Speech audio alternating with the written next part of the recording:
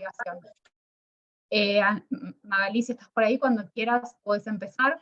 Y por favor, les pido a todos que mantengan los audios apagados y las preguntas las hacemos cuando Magalí termine el seminario. Muchas gracias.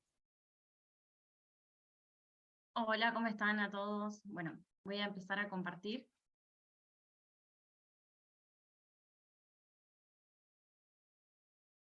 Bueno, creo que ahí todos ven mi pantalla. Perfecto. Muy bien. Bueno, vamos a empezar entonces. ¿Ahí ven perfecto? Sí, se ve perfecto. Sí, sí, se ve bien. Sí, se ve bien. Bueno, muchas gracias. Bienvenidos a todos. Gracias por estar. Estoy un poco nerviosa, así que... bueno, para comenzar esta charla, hoy quería empezar a hablar más que nada sobre el bienestar animal, pero quería darle un enfoque distinto a lo que es el bienestar animal, intentando entender cómo fue que llegamos a hablar de bienestar animal. Entonces, para eso vamos a intentar hacer un paralelismo con el bienestar humano, para poder lograr entender. Y para eso, como esta charla va a ser distinta, porque también es un tema que es bastante novedoso, ya lo van a ir viendo a lo largo de la charla, es que les voy a pedir que tengan a mano sus celulares, porque vamos a hacer una charla que va a ser un poco más interactiva, ¿sí? Así que tengan sus celus a mano, con la cámara encendida. Les voy a pedir que, si se copan, escanean este código QR, para empezar a participar de la encuesta. Vamos a ir viendo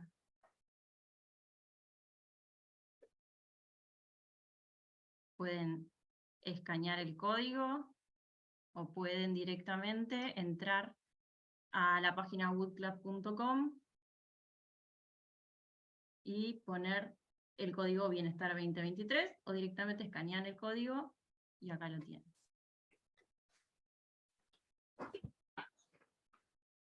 Bueno, y la pregunta que les voy a hacer es, ¿cómo se sienten hoy en este momento? Ahí tenemos un poquito de tiempo, ahí se está sumando la gente, ya van respondiendo. Bueno, hay alguien que no se siente muy bien hoy.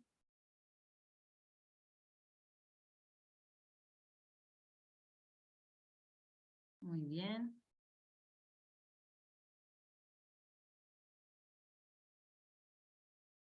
Es anónimo, así que pueden ser totalmente sinceros.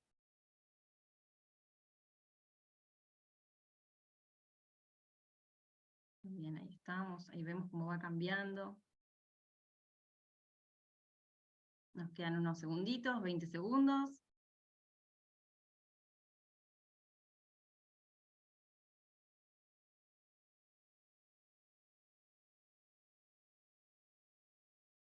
Bien, muy bien. Bueno, 10 segundos y ya terminamos.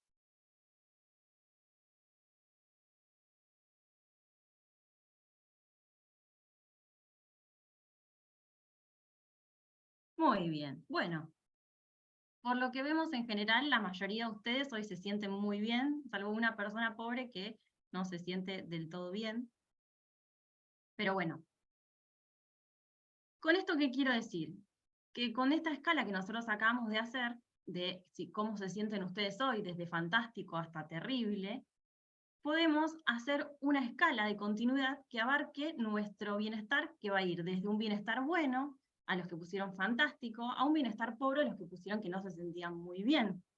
Entonces, si yo empiezo a pedir más detalles y trato de ver la causa detrás de ese estado actual, esa persona que dijo que se sentía miserable, pobre el día de hoy, entonces le pregunto, ¿por qué hoy te sentís de esa forma? Seguramente va a haber un montón de distintos sentimientos y distintos aspectos de la vida de esa persona que van a hacer que hayan dicho que en general se sienten de esa forma, o sea, se sienten no muy bien.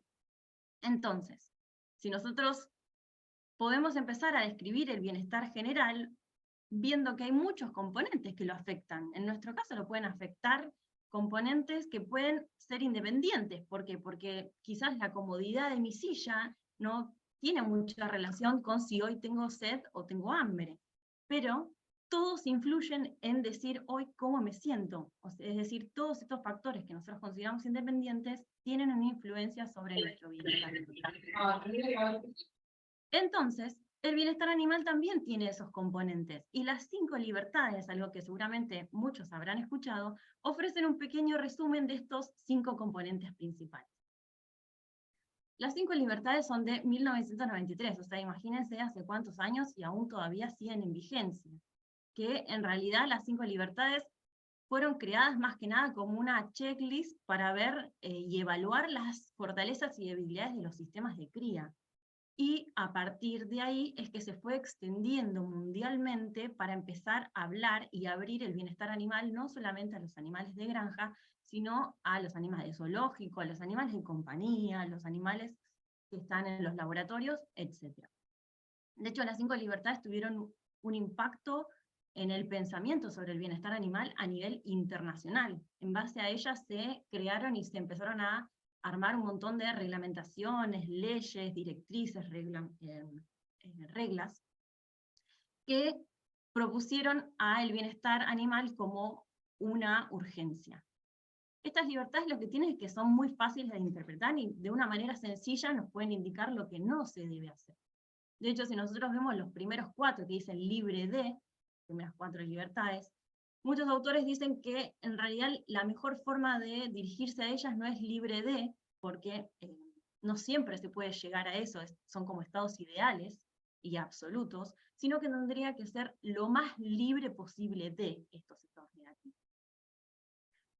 Y lo que tienen es que una de las fortalezas que tiene este paradigma de las 5 libertades es que empezó a dirigir la atención hacia la necesidad de la comunidad científica de empezar a comprender e identificar estos estados negativos y disminuirlos, minimizarlos lo más que se pueda. Y de hecho eso se convirtió en uno de los enfoques principales para el estudio del bienestar animal. Y de hecho en los últimos años han surgido nuevos paradigmas para poder definir de una forma más completa el bienestar animal, como por ejemplo la teoría de los 3 círculos de Fraser, o los 3 principios, los 5 dominios de Melior, o las escalas de calidad de vida, etc. Entonces, en base a las 5 libertades y a todos estos nuevos paradigmas, es que hay distintas definiciones del bienestar animal. Y lo que tienen en común, si ven que van desde el 78 hasta el 2019, o sea que la definición de bienestar animal fue modificándose a medida que fue avanzando y evolucionando la sociedad misma también.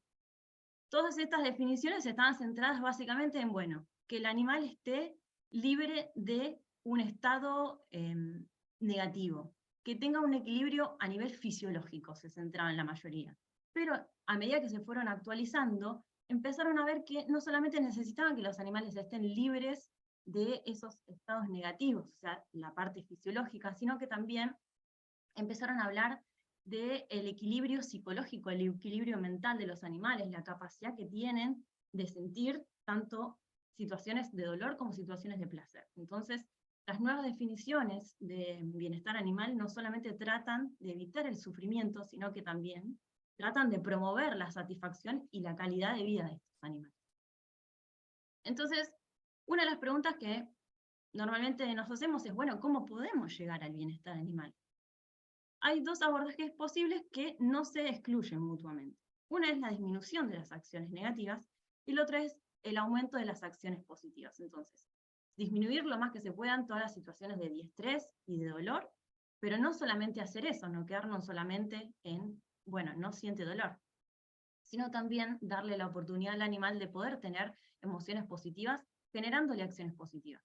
Una forma de generar acciones positivas, que es una forma muy sencilla que podemos implementar hasta de una forma súper económica, es, por ejemplo, la implementación del enriquecimiento ambiental.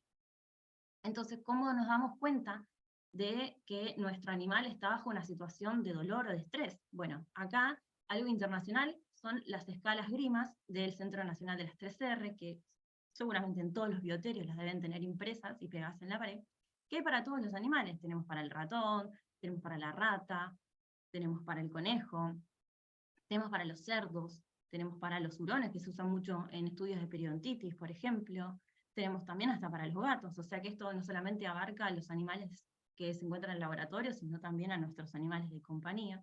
Y las escalas Grimas lo que hacen es evaluar distintos ángulos de la cara, distintas formas, distintas facetas faciales que nos indican que el animal está bajo un estado de bienestar pobre o un estado de bienestar bueno por la presencia o no del dolor.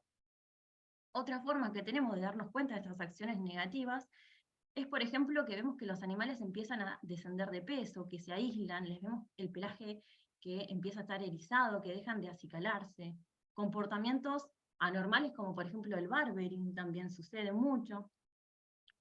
También está algo que se llama el score de porfirina, que este es un pigmentito marrón rojizo que normalmente secretan los roedores por su glándula lagrimal, que cuando el animal no se está acicalando, ese pigmento empieza a acumularse alrededor de los ojos, la nariz y el pelaje. Entonces este score dice, bueno, score 0 habla de que el animal no tiene ningún signo de este pigmento, score leve habla de que el animal está experimentando un bienestar pobre, en donde se evidencia la porfirina en ojos y nariz, y un score evidente en donde ya no solamente está en ojos y nariz, sino que también está en la cara y las almohadillas. Pero dijimos que estos serían los aspectos negativos que tendríamos que bajar, pero también podemos y debemos aumentar las acciones positivas sobre los animales. Y uno de ellos es a través del enriquecimiento. Hay distintos tipos de enriquecimiento. Uno de ellos es, por ejemplo, el enriquecimiento social, que son más que nada los relacionados con el comportamiento. Y es que los animales tengan contacto con otros animales de su misma especie.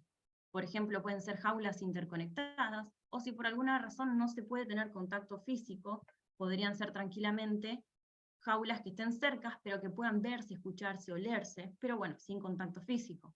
De hecho, hay jaulas que ya, por ejemplo, estos son racks, que ya vienen preparados para que se interconecten. Ya están interconectados, entonces los animales pueden ir cambiando de jaula y pueden elegir, bueno, esta va a ser el lugar en donde yo voy a tener descanso, este va a ser el lugar en donde yo voy a hacer las necesidades, etc. Y de hecho hay mucha evidencia de que la mejora del bienestar animal se favorece a través del enriquecimiento. De hecho, por ejemplo, acá Garner en este artículo nos habla de que cuando los animales estaban en jaulas que no tenían enriquecimiento, empezaban a desarrollar comportamientos anormales como las estereotipias, empezaban a mostrar comportamientos compulsivos como el barbering, tener niveles de la hormona del estrés altos, sentir miedo, sentir ansiedad, hasta tener problemas para regular su temperatura corporal. Y él decía que cuando les brindaba un enriquecimiento adecuado, estos efectos adversos disminuían. Y esto significaba que les proporcionaba un ambiente más interesante al agregarle el enriquecimiento adecuado, y al ser más interesante y estimulante, los animales se sentían mejor y tenían un mejor bienestar. Y lo que también dice Garner es que esto no es solamente importante para los animales, sino que también contribuye a la validez científica de los estudios. Melior, por ejemplo, ingresa un nuevo concepto que es el compromiso afectivo positivo. ¿Qué es esto? Básicamente es que la experiencia de los animales cuando se sienten motivados a realizar conductas que les generan satisfacción. Esto incluye el enriquecimiento de tipo social, según Melior. Entonces, una forma de facilitar este compromiso afectivo positivo que dice Melior es justamente contribuir al enriquecimiento social a través de agregar animales en las distintas jaulas. Otra forma de enriquecimiento es a través de la nutrición, que es básicamente ofrecerle al animal distintas formas de presentación del alimento o distintos tipos de alimentos. De hecho, si nosotros nos ponemos a pensar, en general los animales que se encuentran en los laboratorios tienen el alimento ad libitum, la mayoría, por lo tanto lo tienen de una forma fácil, accesible, y esto lo que hace es no fomentar el comportamiento natural que tienen ellos de búsqueda del alimento. Entonces no puede expresarse naturalmente ese comportamiento y puede llegar a terminar conduciendo a la aparición de estereotipias. Entonces algo que podemos hacer muy simple es, por ejemplo, dispersarles el alimento, dispersárselos en los lechos, dispersárselos, ponérselos, por ejemplo, en la rejita de arriba de las jaulas, entonces ellos que tengan que levantarse para agarrar el alimento y estirarse, podemos ponérselos de formas divertidas, como por ejemplo les pusieron acá, o escondérselos en objetos, como se los pusieron a los conejos, en este caso, o bueno, estas formas divertidas de acá. Otra forma puede ser, por ejemplo, es darle otras comidas, tipo como si fuesen golosinas, por ejemplo, semillas, pueden ser, idealmente con la cáscara, cosa que el tener que roer, el romper la cáscara, les genere un estímulo extra para poder estimularlos también ahí de forma cognitiva, o, por ejemplo, como es el caso de este roedor, agregarles comida para perros y gatos como forma de enriquecimiento nutricional. Y en casos de, por ejemplo, que hagan estudios de nutrición y en el laboratorio se produzca el alimento, se pueden, por ejemplo, hacer distintas formas, darle distintas formas al alimento, entonces eso también contribuye al enriquecimiento de tipo nutricional. Y después tenemos al enriquecimiento sensorial, que este es un poco más nuevito, que básicamente es ofrecerles estímulos visuales, estímulos auditivos, olfativos, táctiles, elementos de juego, por ejemplo, estas pelotas que en las texturas. El humano ya de por sí es un ejemplo de una estimulación dinámica, olores, música. De hecho, si buscan, por ejemplo, en YouTube, música rat friendly, les va a aparecer un montón de cosas.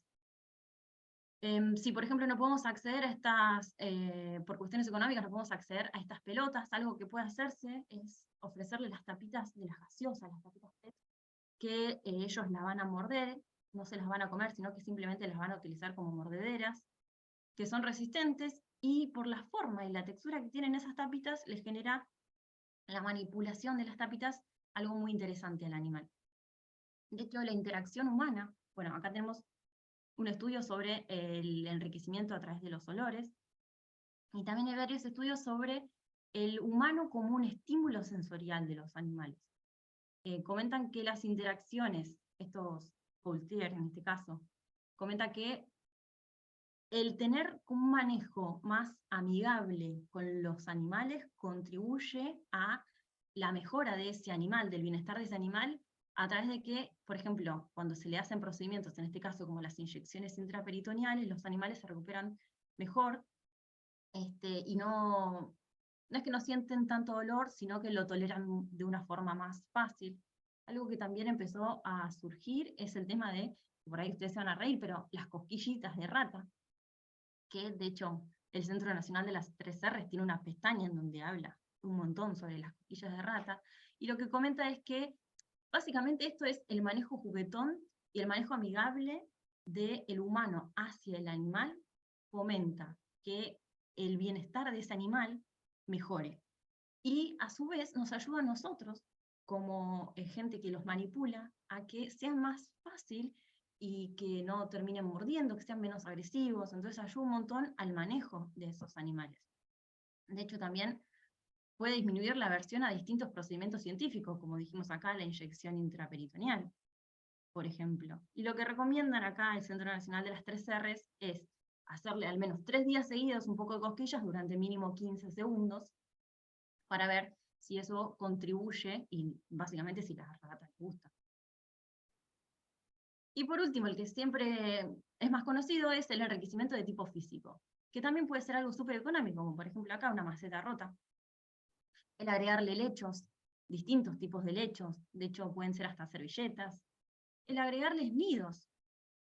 De hecho, por ejemplo, esto de los nidos de colores, está bueno, por ejemplo, cuando se les ponen de distintos colores como el rojo o el amarillo, porque el animal le da la sensación, por esa luz modificada, le da la sensación de mayor oscuridad similar a una cueva. Entonces, por ahí estos nidos son ideales para poner en cajas con hembras de cría, y de esta forma las hembras se sientan seguras adentro de ese nido, y nosotros podamos ver, por ejemplo, si usamos el amarillo o el rojo, podemos ver, bueno, mira, hay tanta cantidad de crías, y quizás disminuye un montón el tema de la manipulación cada vez que vamos a ver el tema de las hembras con las crías. Y no tenemos que andar molestándolas tanto, no tenemos que andar haciendo tanta interferencia. Por ejemplo, acá hay un artículo en donde Sarah Hess encontró que los ratones, los C57, que construyen nidos de mejor calidad cuando se les administra, por ejemplo, el papel triturado, tiritas de papel triturado en comparación con otros nidos. que les gustan mucho más que, por ejemplo, los pañuelitos faciales, las carilinas y los cuadraditos de algodón. Y que los nidos que hacen son de mejor calidad.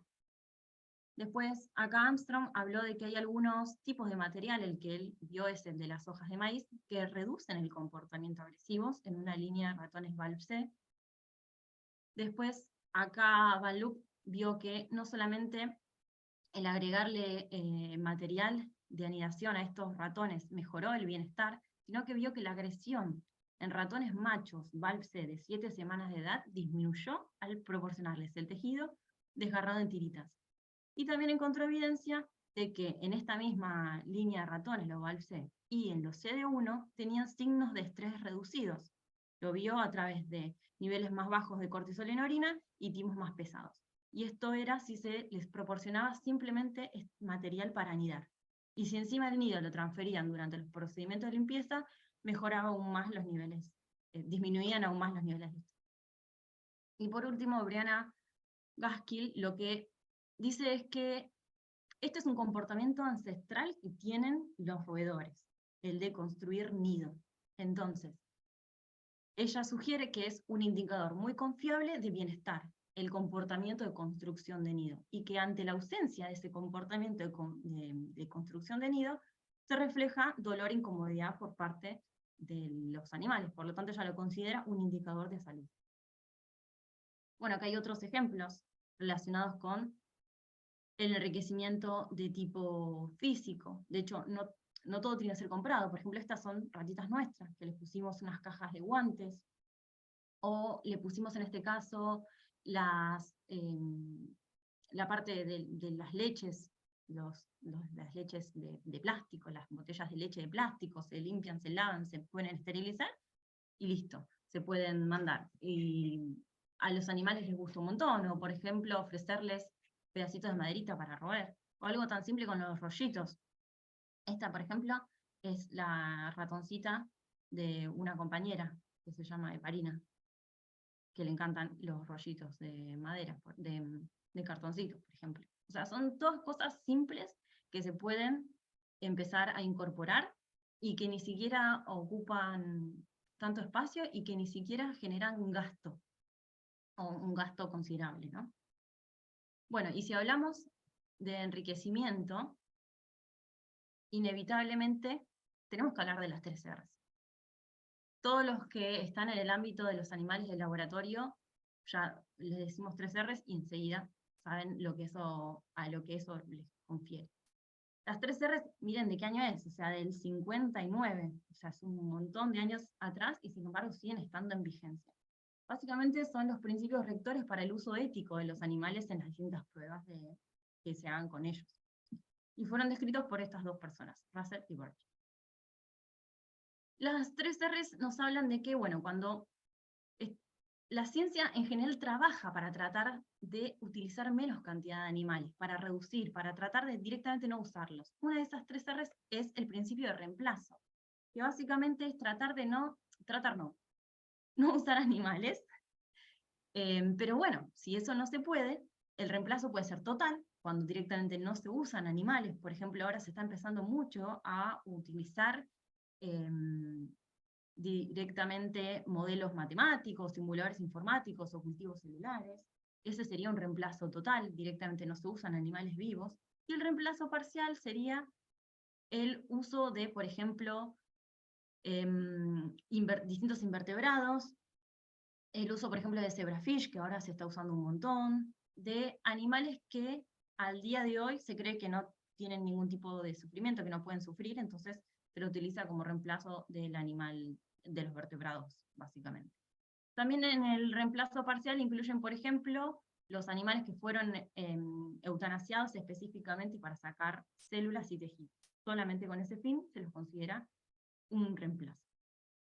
Pero bueno, cuando no hay alternativas disponibles para reemplazar a los animales, y de hecho muchas investigaciones, a nosotros nos pasa que investigamos hueso, que nos es imposible el no utilizar animales, entonces lo que se busca es la reducción, que básicamente es usar el mínimo de animales que podamos, lo menos que podamos, pero esto no quiere decir que usar lo mínimo y no obtener buenos resultados. No, usar la menor cantidad de animales posibles, pero obtener la mayor cantidad de información con esos pocos animales. ¿Por qué? Porque lo que nosotros queremos acá es obtener resultados que sean sólidos y reproducibles. Entonces acá es muy importante el tema del diseño, del diseño del experimento y los análisis estadísticos que se hagan. Y por último tenemos el refinamiento. El refinamiento es usar métodos que minimicen el dolor.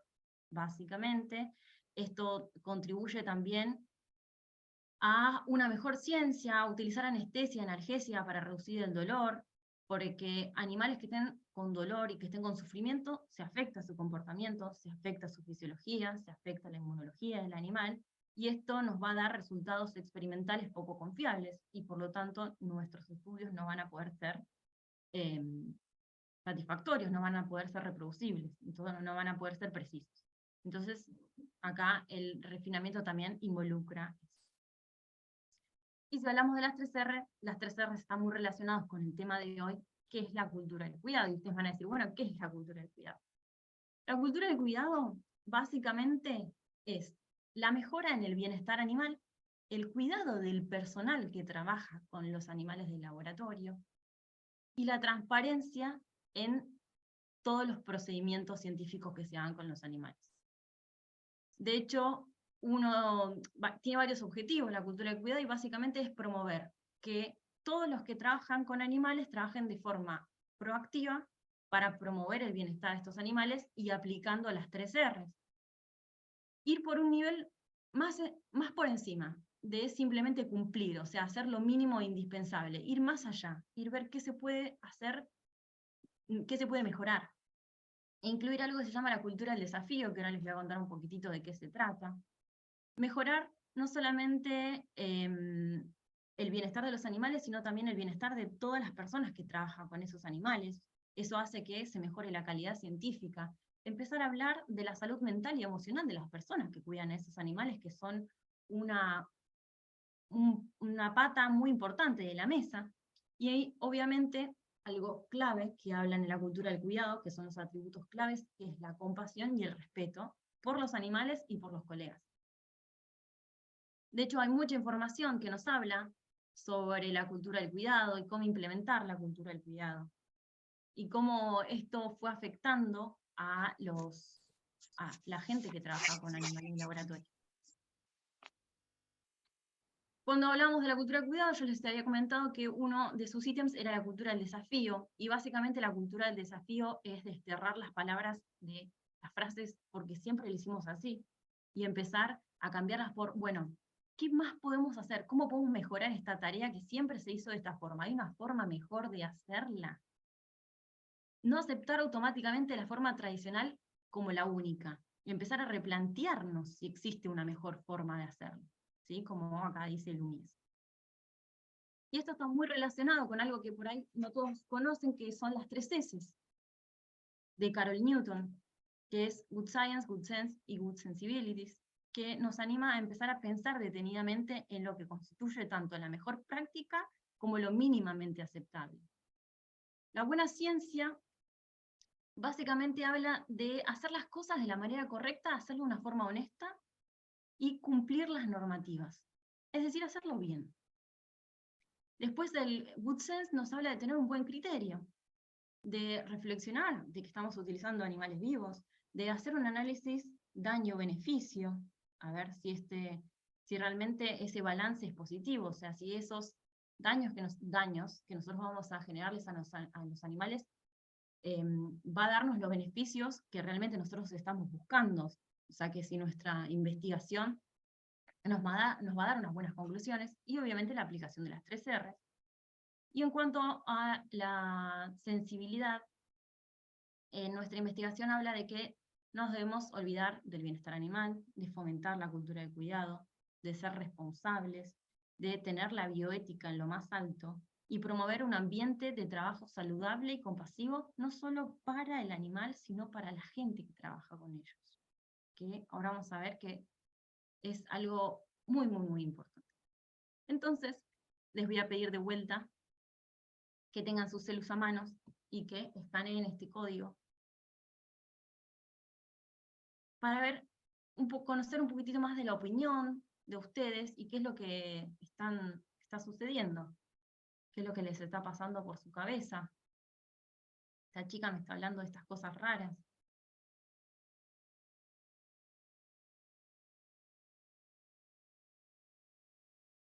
Entonces, ¿alguna vez experimentaron angustia o alguna emoción negativa cuando tuvieron que hacer alguna práctica que se relacionaba con los animales en laboratorio?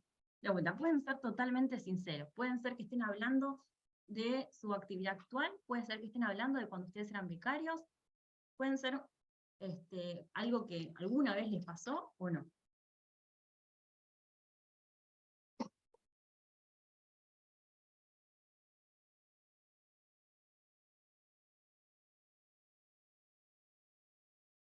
Bueno, ahí tenemos 30 segunditos, nos quedan.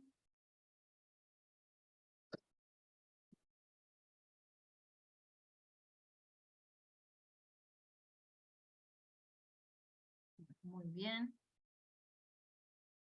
Bueno, ahí ya vi que respondieron todos. Bueno, como era de esperarse, la mayoría de ustedes alguna vez se fue a su casa sintiéndose mal porque hicieron algo que, según su moral, no estaba bien, o experimentaron una emoción negativa. Vamos a hablar un poquitito también de lo que es eso, esas emociones negativas. Entonces, eso que experimentaron la mayoría de ustedes se llama fatiga por compasión. La fatiga por compasión es también conocido como el estrés traumático secundario, y es un estado emocional que resulta de estar todo el tiempo expuestos en forma crónica a distintos eventos traumáticos, y en general le pasa a la gente que cuida a los animales o que cuida a las personas. De hecho, esto se habló mucho, por ejemplo, en la pandemia, en los profesionales de la salud humana, experimentando esto que es la fatiga por compasión, esto de sufrir en silencio. Y básicamente se caracteriza por tener un agotamiento emocional, tener un agotamiento físico, un agotamiento cognitivo, que esto no solamente tiene un costo a nivel personal, sino que también tiene un agotamiento a nivel profesional. Puede afectar a todos, desde la gente desde el personal administrativo, desde la gente que está cuidando a los animales en forma directa, hasta los investigadores, todos. Todos pueden sufrir fatiga por compasión. Y básicamente se lo conoce como el costo de cuidar, y es causado por esa conexión que los humanos hacemos inevitablemente, aunque querramos no generarla, que se genera cuando estamos teniendo contacto con los animales. Lo que tiene es que agota nuestros recursos emocionales, porque los cuidadores se sienten muy vinculados a estas criaturas. De hecho, hay bioteristas en donde la pasan realmente mal cada vez que tienen que hacer distintas actividades con los animales, porque no solamente nosotros, porque por ahí los más comunes son los roedores, las ratas y los ratones, pero hay bioterios en donde tienen conejos, donde tienen monos, y el vínculo es mucho mayor. De hecho, hay bioterios que tienen primates, y muchas veces los investigadores han muerto y los primates todavía siguen ahí. Entonces, a menudo, sobre todo, le pasa mucho a técnicos en bioterio que se sienten muy mal porque muchos son los responsables directos del dolor, porque les tienen que generar algún tipo de molestia a los animales. Entonces eso les genera estrés moral y estrés emocional. También sumado a que cuando vos decís, no, sí, yo trabajo con animales, está el estigma social, ¿no? Nos sentimos básicamente incomprendidos por la sociedad porque la investigación con animales está mal vista. Pues si yo les digo eso, ustedes enseguida van a ponerse a pensar, bueno, el conejito Ralph, ¿no? El que salió por la tele. Entonces, todo eso contribuye a la fatiga por compasión. Un claro ejemplo, sobre todo en nuestro ámbito, en el ámbito de la veterinaria, por ejemplo, es la realización de la eutanasia y la realización del punto final humanitario. Acá hay un montón de información sobre eso. Estos dos ítems, la eutanasia y el punto final humanitario, se consideran una actividad que genera un estrés moral significativo y contribuye a sufrir fatiga por compasión. Y una de las preguntas es, bueno, ¿cómo podemos reconocer la fatiga por compasión? Dijimos que es algo muy común en todos los trabajadores de animales de laboratorio y tiene signos muy variados. Pueden simplemente empezar disminuyendo la concentración, empezar a sentir impotencia, directamente no querer ir a trabajar y faltar, empezar a descuidarse a uno mismo, tener tristeza extrema, hasta llegar al punto de abusar de sustancias para enfrentar esa situación. Y acá, por ejemplo, Stam, dentro de su modelo de calidad de vida profesional, habla de 4 constructos, y una es la satisfacción por compasión, y la otra es la empatía por compasión. Básicamente la satisfacción por compasión son los aspectos positivos. El agradecimiento de los animales, cuando los cuidás, cuando le das alguna recompensa, o el sentir que estás ayudando a esos animales, sentir que tu actividad contribuye a algo que es mucho más grande que vos. Y después la fatiga por compasión, que serían los aspectos negativos, que los divide en 2. El famoso burnout, que de hecho se habló un montón, y esto también pre-pandemia, no tanto por ahí, post-pandemia, mucho más. Y un trauma secundario que muchas veces lo relacionan los signos con el estrés postraumático, por ejemplo. Y también él comenta que por ahí lo que está bueno es empezar a fomentar más ítems que nos generen satisfacción por compasión y tratar de disminuir los que nos generan la empatía por compasión, o por lo menos aumentar muchos estos para que estos no sean tan visibles. Acá hay un artículo español. No encontré, la verdad, nada en Latinoamérica. Es algo de lo que no se habla, la fatiga por compasión, en lo que es el ámbito científico latinoamericano. Sí se habla un montón en Estados Unidos, por ejemplo, y en Europa, que son pioneros en ese tema y tienen muchos proyectos relacionados con eso. Pero bueno, en este artículo hablan de cómo la calidad de vida a nivel profesional se ve afectada en el caso de la gente que trabaja en investigación con animales.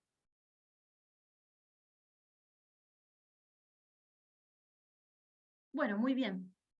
Y algo que está bueno empezar a ver es el tema de la cultura del cuidado, los 4 pilares del cuidado, de la cultura del cuidado, que básicamente son el cuidado del staff, el cuidado y el bienestar de los animales, una mejor ciencia, una buena calidad de ciencia y la transparencia. Y que también todos pueden contribuir a la mejora en la calidad de la ciencia a través de la cultura del cuidado. Estos son algunos de los pilares de la cultura del cuidado. Tenemos que poder implementar de forma proactiva las 3 R's, tener buenas prácticas, cuidarnos entre nosotros, empoderar al staff. Está bueno que cada tanto se le diga al staff, che, la verdad que gracias, me diste una re buena mano, o está muy bueno lo que estás haciendo. Ese refuerzo positivo contribuye a la mejora en la calidad del bienestar del ambiente en el ámbito científico. Y obviamente ser responsable de nuestras acciones y tener un liderazgo humanitario. Acá hay una página, que es una página de Noruega, que tiene un montón de información que la verdad es que me pareció buenísima y por eso se las quería compartir. No solamente habla de la cultura del cuidado, sino que tiene mucha información relacionada con los animales de investigación, como por ejemplo la analgesia y la anestesia, habla del enriquecimiento ambiental, del punto final humanitario, de las eutanasias, etc. Y la verdad que tiene un montón de información y muchos links que van a otras páginas. Bueno, la sociedad avanza y con ella avanza la ciencia también, ¿no? La sociedad, al evolucionar, exige más cuidado y mejor bienestar a los animales de laboratorio. Y no solamente a los de laboratorio, a todos los animales en general. Por eso es que las ratas, los ratones, los conejos, todos los que se usan en experimentación no son ajenos a ellos. Y como científicos no podemos quedarnos al margen. Tenemos que empezar a tomar medidas para promover el bienestar y garantizar un trato ético hacia ellos. Una forma de lograrlo es empezar a promover la cultura del cuidado, abordando la fatiga por compasión.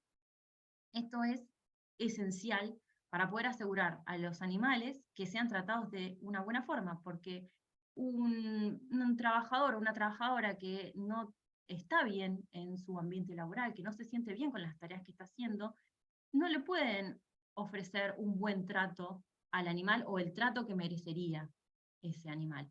Entonces eso está estrechamente relacionado. Poner en práctica todas estas medidas, demostrando nuestro compromiso con el bienestar animal y poder contribuir tanto al bienestar de ellos como al bienestar del mundo en general. porque estamos haciendo ciencia.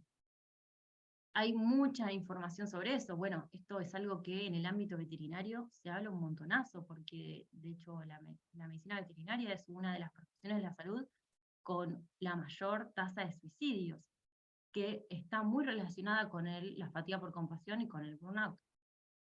De hecho, es algo que vimos un montón en los profesionales de la salud humana en la pandemia, el tema de la fatiga por compasión. Entonces, yo por ejemplo, el otro día estaba hablando con Marina, que es mi compañera de laboratorio, y con Susana, que es mi directora, y Susana nos comentaba que, nos decía que al día de hoy ella no hubiera podido hacer el tipo de ciencia que hacía antes cuando ella estaba haciendo su doctorado, cuando ella estaba estudiando. Y eso nos habla de que la sociedad está cambiando. Porque ella no podría, porque enseguida va a generar vínculos con los animales. Entonces, es una ciencia que ya quedó antigua y, por suerte, muchas personas se están evolucionando a medida que va evolucionando la sociedad y no se quedaron con esas cosas que se hacían antes. Entonces, para ir cerrando, algunas consideraciones que les quería simplemente dejar de esta charla es que básicamente con esta charla se pretende empezar a ayudar a visibilizar la importancia de tratar a los animales que usamos en la investigación con respeto y con cuidado. Y en base a la pregunta que nosotros hicimos al principio de reactivo biológico ser sintiente, bueno, si nosotros empezamos a reconocer a los animales de investigación como seres sintientes, les empezamos a atribuir derechos y empezamos a considerar su bienestar y su sufrimiento durante los experimentos. Y nos ponemos en pos de que ese sufrimiento sea el menor posible. Y nos permite reconocer a estos animales como seres individuales que merecen ser protegidos y respetados. La cultura del cuidado implica brindarles estas condiciones adecuadas a estos animales y respetar y garantizar su bienestar. Entonces, al proporcionarles un buen cuidado a los animales, también estamos promoviendo una ciencia de calidad. Y con respecto a la fatiga por compasión, que es un problema muy común en la comunidad científica, que lamentablemente se habla muy poco, por lo tanto agradezco mucho el espacio que hayan permitido poder visibilizar esto que está pasando en la oscuridad y darle un poco de luz. Entonces la fatiga por compasión es algo que ustedes lo vieron, el 91% de ustedes experimentó la fatiga por compasión en algún momento de su vida.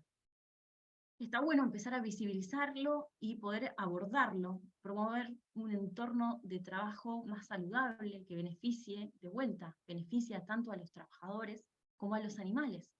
Entonces se va a contribuir a una calidad en la investigación científica. Y como dice